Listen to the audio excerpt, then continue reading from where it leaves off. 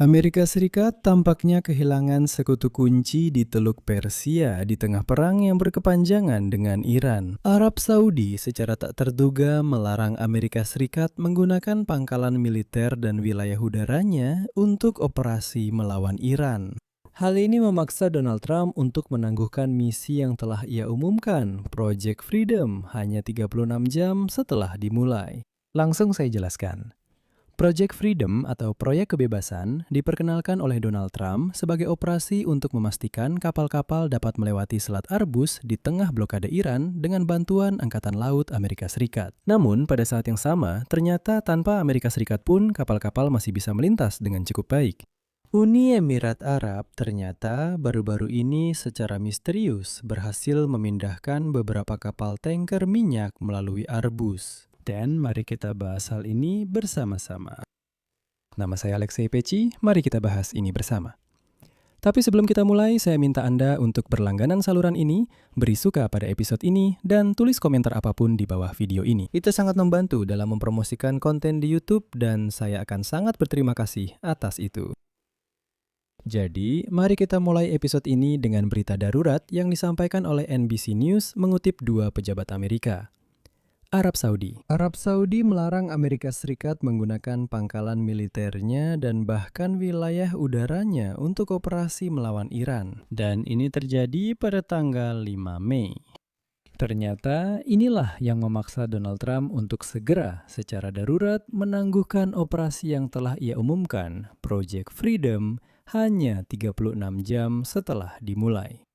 Project Freedom diperkenalkan oleh Donald Trump sebagai operasi di mana militer Amerika akan mengawal kapal dagang dan tanker melalui Selat Hormuz, melindungi mereka dari Iran.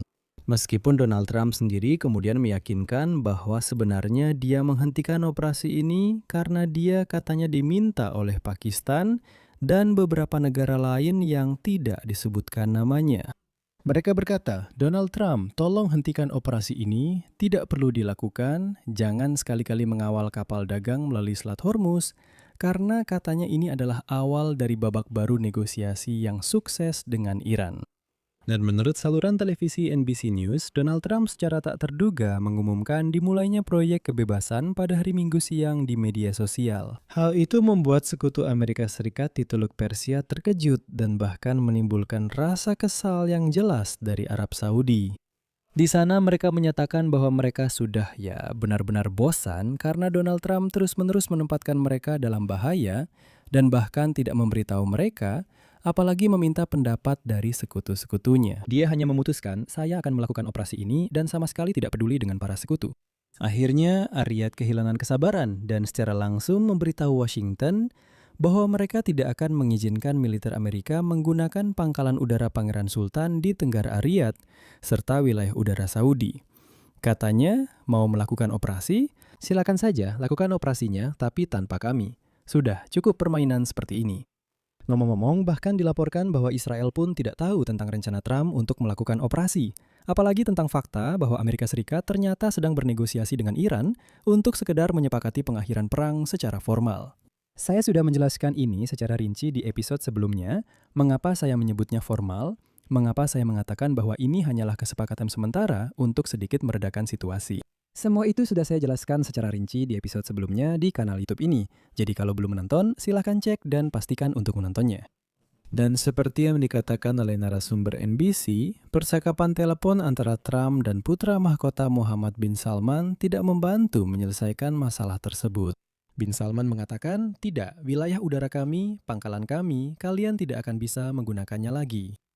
Akibatnya, Presiden Amerika terpaksa menghentikan sementara proyek kebebasan. Sekutu dekat AS lainnya di kawasan itu juga tidak siap sebelumnya untuk operasi ini. Trump baru menghubungi pimpinan Qatar setelah misi dimulai, dan dia hanya memberitahu mereka begitu saja. Sumber NBC di kalangan diplomat Timur Tengah juga mengatakan bahwa Aisak tidak mengordinasikan proyek Freedom ini dengan Oman. Sekali lagi, sebelum unggahan Trump di media sosial. Namun, Gedung Putih menyatakan bahwa, kutipannya, sekutu regional sebenarnya telah diberitahu sebelumnya.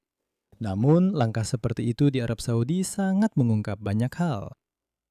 Amerika Serikat sangat bergantung pada para penerbang.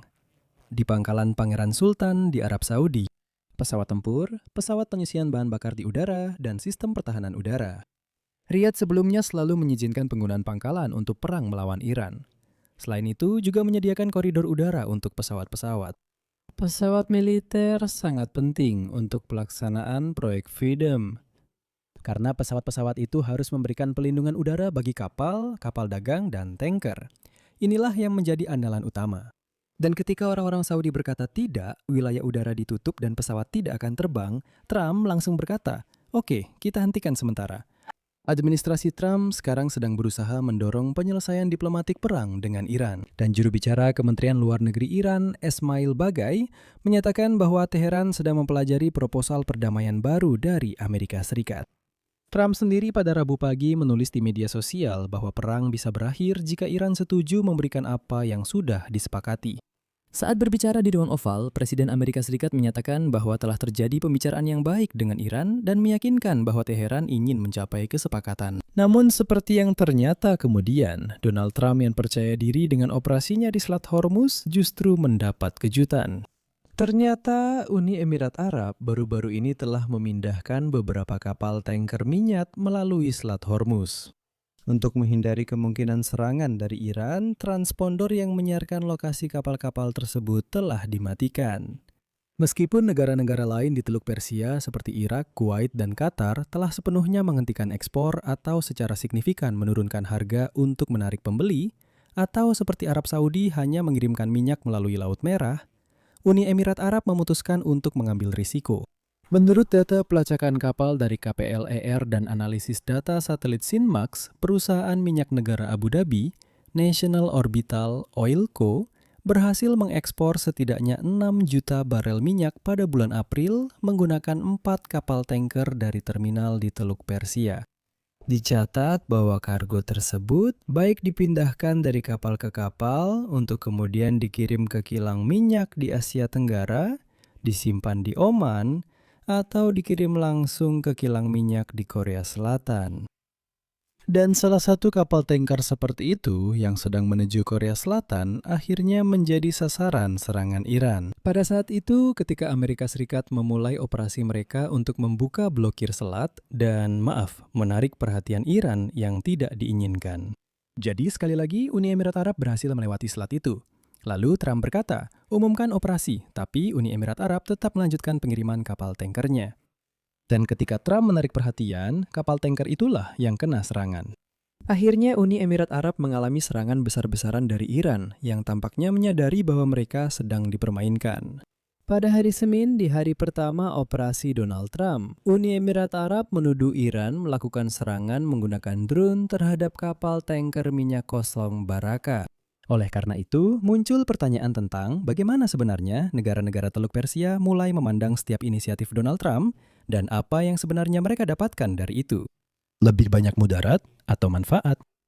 Di sini saya akan memberi banyak titik-titik, pendapat, dan kesimpulan. Anda silakan tulis di kolom komentar di bawah episode ini.